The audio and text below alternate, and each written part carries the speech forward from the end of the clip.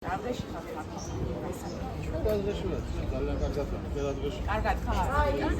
ცრუ პოლიციელობა კარგ დღეში ყოფნა? ჟურნალისტობას მიხედეთ და ნუ გადმოდიხარ მე შევრაცხყოფ. ჟურნალისტობა კითხების დასმა და თქვენი მოვალეობა არის კანონის დაცვა, რომელსაც არ იცავ და სრულ ჩვენებებს აძლევთ სასამართლოს. ინტერპრეტაციაც არის, კითხვებსაც ვერ სვამ შენ. არ მიეცით სრულ ჩვენება სასამართლოს?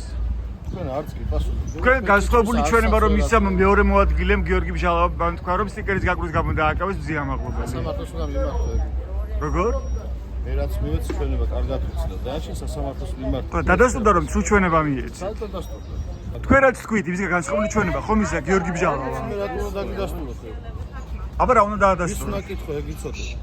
ადრესატი. თქვენ ხართ ირაკლი გებოაძის მოადგილე, ბათუმის პოლიციის უფროსის მე მოადგილე. ჟურნალისტი ხარ და ნუ შედიხარ შეფასებაში. ჟურნალისტები ვართ იმიტომ თქო რომ იცოდეთ რომ დავსვათ შეკითხვები. თქვენ არ გაქვთ უფლება რომ იძალადოთ დამიჯერეთ ხომ? და დაარღვიოთ კანონი.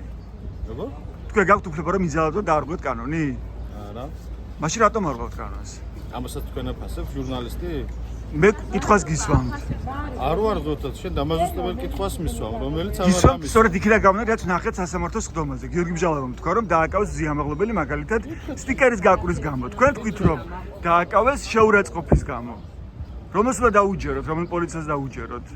ამდენ რამეს თუ აფასებ, ჯაბარი. ეგეც შეაფასებ. მე კითხვებს გისვამ.